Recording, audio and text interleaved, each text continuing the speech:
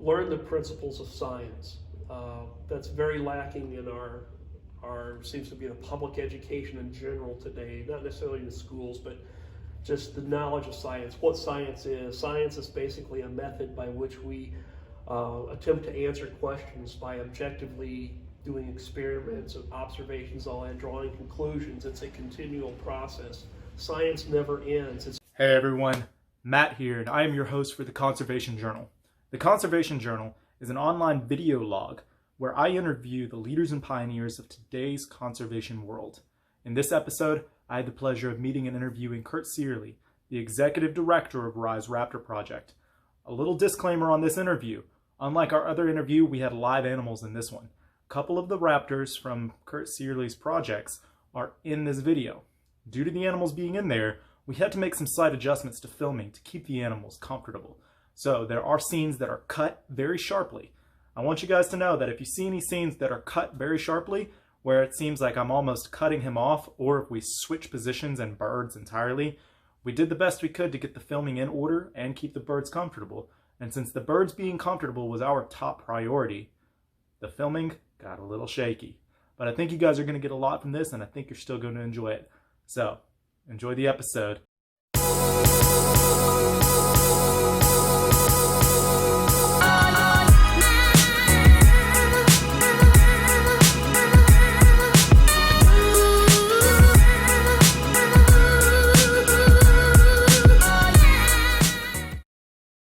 So this is Blue. Tell me about Blue. So Blue is a American kestrel. They're a member of the falcon group of raptors. There's really 8 different types of raptors, hawks being one of them, which fascinates us. So this is a falcon. Falcons have different characteristics than hawks. The American kestrel is the smallest falcon in the United States. Blue in particular comes to us from another falconer who actually rescued him from somebody else. And he has a broken left wing, which makes him partially flighted. He really can't fly a whole lot, but he can fly enough to live in his enclosure outside. So one interesting thing about American kestrels is that through a lot of data point collection and all that, they've been observed to be on decline as a population. So whether it be nest box studies, bird watcher counts, and also the rehabilitation facilities, the facilities that take in raptors. I talked to a lot of them, and they say, we used to get a lot of kestrels in, babies, adults, we don't get any in anymore. So a lot of different data points are indicating that the population is on the decline. Nobody knows why. There's some theories. There's some pesticide theories and all that, but that's going to require a lot more study and trying to nail down exactly how that's working, if that's the case. So, What are the major dangers that these types of birds face in terms of, you talked about the way that this one has a broken wing, and so what are the major challenges that these birds face that your organization helps them with? The major challenges that raptors face, whether they're big or small, is running into aspects of civilization with people. So a lot of these birds get injured by running into windows, colliding. We rescued a barn owl a couple weeks ago that ran into a new construction site where they put up glass. So glass window. Tell me a little bit about Blue's daily routine. What does Blue eat? What does Blue like to do for exercise? Naturally, these guys eat. They're predators. They eat small animals. They would eat bugs, insects, lizards, mice. They're big mousers, so they're found natively in open areas. A lot of around farms, farmers' fields, cattle, things like that, where there's going to be a lot of mice. That's where they're going to find them. Blue in particular, as well as all of our birds, we have to mimic what their normal diet is. So we'll feed him, mice. Frozen. We get him in big frozen boxes, but we'll feed him mice. He doesn't have to hunt. But we noticed a lot of times that he is hunting insects and all that in his enclosure. Even though he has limited flight, he still loves to go after whatever's creeping and crawling around. So, and so we had to customize his mew, his enclosure area, specific to his physical disability. So, so instead of having perches that would that he can fly up to. We can have like stair-step perches. So he gets a good amount of exercise, also being exposed to the wind, weather, rain, all that, and try to mimic their natural environment.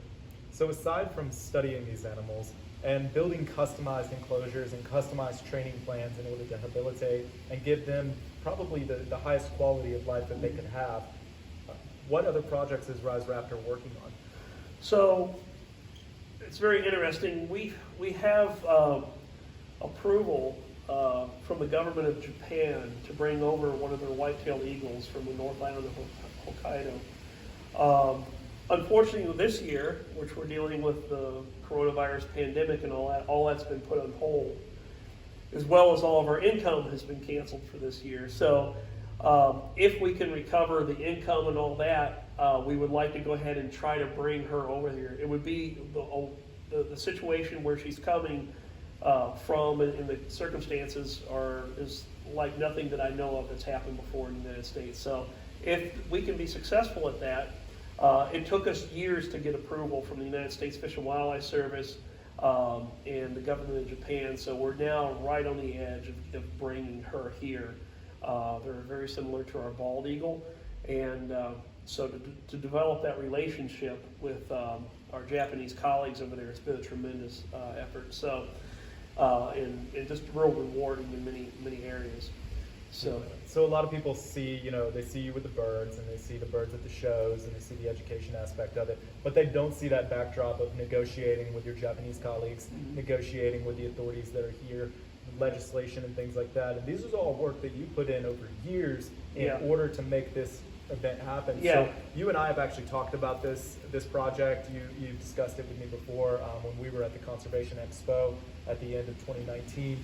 Could you, for our viewers, kind of give me a quick summary of what the implications of this move is, and having this bird moved over here?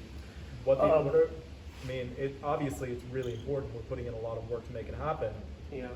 So it's just a fantastic way to, for one, work with our colleagues in Japan who, over the years getting to know them, they face the exact same problems that we do here, the exact same circumstances. So, and also I mentioned before, is to work with other organizations, whether locally, internationally, and this is basically this is the rubber meeting the road. We're working with other organizations in conservation. We hope to develop, if we can get the eagle here, do some joint education work together.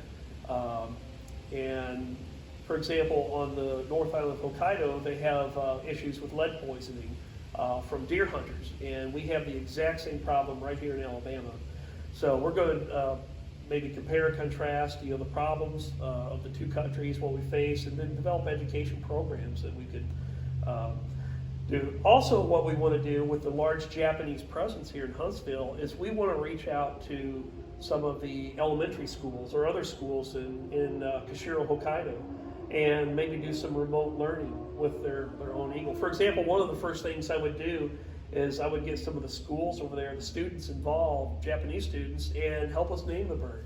So if the bird is from Japan, I think it'd be appropriate if the kids of Hokkaido could name it for us. That's incredible. And so Good deal. So you want to be able to offer a chance for these kids. Does that come from a place of maybe not having those opportunities yourself when you were growing up, or maybe those opportunities that you did have really meant something to you? Yeah, it's I would have, if I'd known about the opportunities or organizations, or that I could even do something like that when I was in grade school, high school, whatever, I would have done it at a lot earlier age, so than starting in college. So that's definitely something that would be, one of our dreams is to, be able to offer things like that and experiences to kids maybe wanting to go into conservation. Maybe not necessarily, what we do, but just expose them to the wildlife, the issues, the things like that. So, what is it that you found in conservation that has really touched you so much that you want to be able to share it with others? One of the things that we do, the unique things that we do, is we're able to take these birds out in public. And when we see a lot of the people's reaction of never seeing a hawk up close before, never seeing an owl or anything. Sometimes the look on their faces is just incredible. Some people will stay there with us for hours if we're out in a public event. So seeing that impact and trying to get people excited about these birds in particular, but the ultimate goal is after they get excited and fall in love with our birds, is then they can go out and fall in love with the wild ones. So that's our ultimate goal. All right, so before I ask my last question, where can people find you? People can go to our website at riseraptor.org. From there we have Facebook and Instagram links. So our calendar is up to date. If we have programs, it'll usually be on our website.